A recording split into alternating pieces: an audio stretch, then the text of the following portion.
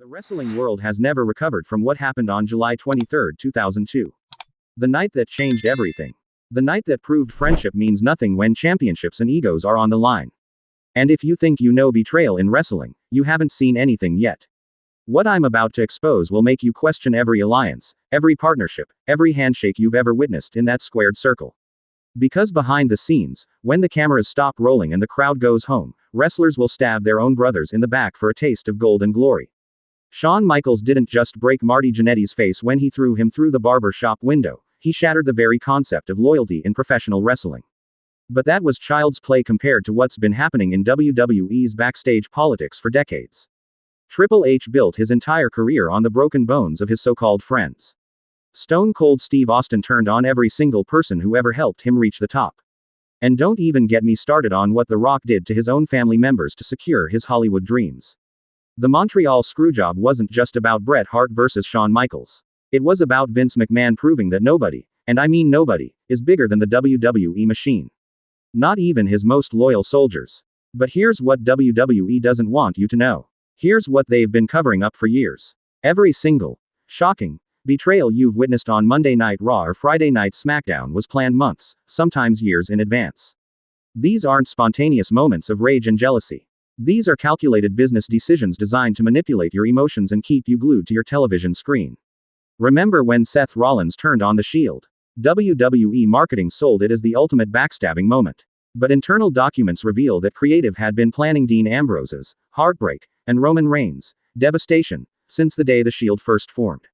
Every brotherhood moment, every victory celebration, every "we've got each other's backs" promo was building toward that inevitable chair shot that launched Rollins into the main event scene. The truth about wrestling betrayals is far more sinister than you realize. These aren't athletic competitions between former friends. These are corporate storylines designed to generate maximum social media engagement, merchandise sales, and pay-per-view buys. When CM Punk walked out of WWE in 2014, the wrestling media painted it as a shocking departure from the company he loved. But backstage sources reveal that Punk had been planning his exit for months, carefully timing it to coincide with his contract negotiations and his growing frustration with creative direction. His best in the world persona wasn't just a character, it was a negotiating tactic that ultimately backfired when WWE called his bluff. The most devastating betrayal in wrestling history isn't what happened between any two wrestlers. It's what WWE has been doing to its fanbase for decades. Selling you false emotions, manufacturing your outrage, programming your reactions. Every time you felt genuine anger when your favorite wrestler got screwed over, WWE executives were counting dollar bills. Every time you bought a t-shirt to support the good guy after he got betrayed, you were falling for the most sophisticated psychological manipulation in entertainment history. Hulk Hogan's heel turn at Bash at the Beach 1996 wasn't about artistic integrity or shocking storytelling. It was about WCW desperately trying to compete with WWE's Monday Night Raw ratings. The third man reveal that made wrestling fans throw garbage into the ring wasn't organic fan rebellion, it was the calculated result of months of market research and focus group testing. But the betrayals go deeper than on-screen storylines. Behind the scenes, wrestling promoters have been systematically destroying the careers of performers who dare to question the system. Wrestlers who speak out about unsafe working conditions get mysteriously removed from television programming. Talent who demand better healthcare benefits find themselves jobbing to newcomers half their size. The Chris Benoit tragedy exposed the dark underbelly of professional wrestling's treatment of its performers. While WWE publicly mourned the loss of a beloved wrestler, internal communications revealed years of ignored concussion reports, dismissed mental health concerns, and a corporate culture that prioritized entertainment value over human safety. Wrestling's greatest betrayal isn't a scripted storyline. It's the systematic exploitation of athletes who sacrifice their bodies, their families, and their mental health for the entertainment of millions of fans who have no idea what's really happening behind the curtain. When Eddie Guerrero died in 2005, WWE spent weeks creating touching tribute videos and emotional memorial segments. But company financial records show that Guerrero's merchandise sales increased by 340% in the month following his death. His tragedy became their profit opportunity. The Undertaker's legendary WrestleMania streak wasn't maintained for 21 years because of respect for his character or appreciation for his dedication. It was protected because WWE marketing research proved that the streak generated more pay-per-view purchases than any other single storyline element in company history. The moment Brock Lesnar broke that streak, it wasn't about passing the torch or creating a shocking moment. It was about transferring that marketing value to a younger, more marketable performer. Daniel Bryan's rise to the main event wasn't the heartwarming underdog story that WWE promotes in their documentaries. Behind the scenes, creative was actively working against Bryan's push because his smaller physique didn't fit their preferred main event prototype. The Yes movement that supposedly forced WWE to change their WrestleMania 30 plans was actually a carefully orchestrated social media campaign designed to make fans feel like they had influence over booking decisions. Here's what will make your blood boil. WWE has teams of psychologists and behavioral specialists whose entire job is analyzing fan reactions to create more effective emotional manipulation techniques. They study your social media posts, your merchandise purchases, your viewing patterns to determine exactly which buttons to push to keep you invested in storylines that mean absolutely nothing to the performers involved. The Monday Night Wars between WWE and WCW weren't competing visions of professional wrestling. They were two corporate entities using identical psychological manipulation tactics to capture market share in the sports entertainment industry. The competition that fans thought they were witnessing was actually coordinated business strategy designed to grow the overall wrestling audience. When Steve Austin refused to job to Brock Lesnar on a random episode of Monday Night Raw, wrestling media portrayed it as unprofessional behavior from a difficult superstar.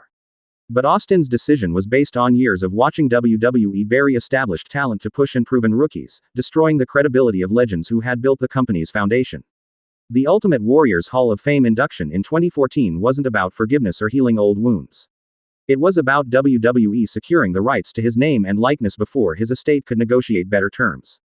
His emotional reunion with the company occurred just days before his unexpected death, raising questions about the timing that WWE has never publicly addressed. Wrestling's most shocking betrayal is how the industry has convinced fans that predetermined outcomes somehow diminish the physical sacrifice and artistic dedication of its performers. These athletes endure real injuries, real pain, and real career-ending damage to create the illusion of competition that generates billions of dollars in revenue. Mick Foley's Hell in a Cell bumps weren't brave artistic choices. They were desperate attempts by a performer who knew that his unconventional look meant he had to risk permanent disability to secure main event opportunities. His willingness to absorb punishment that would hospitalize ordinary human beings became the standard expectation for anyone hoping to break through WWE's glass ceiling. The women's evolution that WWE celebrates as progressive change was actually a response to mounting criticism about their treatment of female performers and declining television ratings among female demographics. The company's sudden emphasis on women's wrestling coincided suspiciously with their attempts to secure television deals with networks demanding more diverse programming. Every retirement ceremony, every emotional farewell, every thank you for the memories tribute video is carefully scripted content designed to generate nostalgia-based merchandise sales and streaming service subscriptions. WWE doesn't honor legends out of respect, they monetize nostalgia as a revenue stream. The brand split between Raw and SmackDown isn't about creating unique programming or giving more wrestlers television opportunities. It's about producing twice as much content to meet streaming platform demands while using the same talent pool to fill programming hours at reduced per episode costs. NXT was never intended as a developmental territory to help young wrestlers hone their craft. From day one, it was designed as a direct competitor to independent wrestling promotions, using WWE's financial resources to sign talent away from smaller companies and control the pipeline of new performers entering the industry. When wrestlers request their release from WWE, they're usually responding to impossible working conditions, creative frustration, or contract terms that prevent them from earning income outside the company. WWE's standard talent agreements include clauses that restrict performers' ability to work other jobs, control their social media presence, and own their ring names and characters. The most devastating betrayal in professional wrestling history is how WWE has systematically destroyed the independent wrestling scene that once provided alternative opportunities for performers who didn't fit their corporate mold. By signing exclusive deals with major venues, television networks, and streaming platforms, they've created a monopolistic environment where wrestlers have no choice but to accept their terms or abandon their careers. AEW's formation wasn't about creating competition for WWE, it was about providing an alternative that still operates within the same corporate entertainment model that prioritizes profit over performer welfare. The Wednesday Night War between AEW Dynamite and WWE NXT was manufactured drama designed to generate social media engagement and increase viewership for both programs. Tony Khan's booking decisions aren't based on wrestling storytelling principles or fan satisfaction. They're driven by the same market research and psychological manipulation techniques that WWE has perfected over decades. AEW's sports-centric approach is just different packaging for the same entertainment product. The forbidden door between wrestling promotions isn't opening because of mutual respect or artistic collaboration. It's opening because streaming platforms and television networks are demanding crossover content that can generate subscribers and viewers across multiple properties. Professional wrestling's greatest betrayal is convincing fans that their emotional investment in predetermined outcomes somehow contributes to the welfare of the performers they claim to support. Every time you purchase a ticket, buy merchandise, or subscribe to a streaming service, you're funding a system that treats wrestlers as disposable entertainment commodities. The health insurance, retirement benefits, and long-term financial security that other professional athletes take for granted remain largely unavailable to professional wrestlers, despite generating comparable revenue for their corporate employers. WWE's classification of talent as independent contractors is a legal fiction that allows them to avoid providing the employment benefits that their business model clearly demonstrates they can afford. When legendary wrestlers appear at autograph signings and independent shows well into their senior years, it's not because they love meeting fans or staying connected to the business. It's because their wrestling careers didn't provide adequate retirement savings, and they need income to survive their golden years. The concussion lawsuits against WWE aren't frivolous attempts by former wrestlers to cash in on their past careers. They're desperate legal actions by performers whose neurological damage prevents them from working regular jobs and whose medical expenses exceed their ability to pay. Here's the truth that will make you question everything you think you know about professional wrestling. The performers you've been cheering for, buying t-shirts to support, and following on social media are trapped in a system that views them as interchangeable parts in an entertainment machine designed to extract maximum profit from their physical sacrifice. Every dream match you've been begging to see on social media is being held back until WWE's market research determines the optimal timing to generate maximum pay-per-view buys and streaming subscriptions. Your genuine enthusiasm for seeing your favorite wrestlers compete is being manipulated and monetized by corporate executives who view fan passion as a resource to be harvested. The wrestlers themselves are complicit in this system because they have no viable alternatives. Speaking out against WWE means career suicide. Requesting better working conditions means getting removed from television programming. Organizing for collective bargaining means being blacklisted from the industry. But here's what WWE fears most: fans who understand that their emotional manipulation tactics are designed to generate profit, not provide entertainment value. Viewers who recognize that predetermined outcomes don't require real physical sacrifice from performers. Audiences who demand that wrestling companies treat their talent as human beings deserving of basic employment protections. The wrestling industry's most shocking betrayal isn't any scripted storyline involving fictional characters. It's the real-world exploitation of athletes who risk their long-term health and financial security to create moments of entertainment that generate billions of dollars in revenue for corporate shareholders who will never step foot inside a wrestling ring.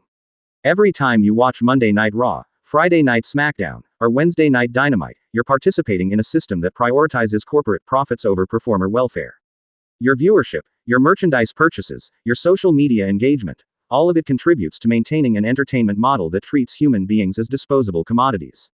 The most devastating revelation about professional wrestling isn't that the outcomes are predetermined.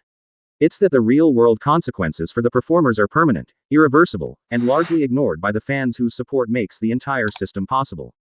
This is the betrayal that WWE, AEW, and every other wrestling promotion hopes you never fully understand. Because once you do, you can never watch their programming the same way again.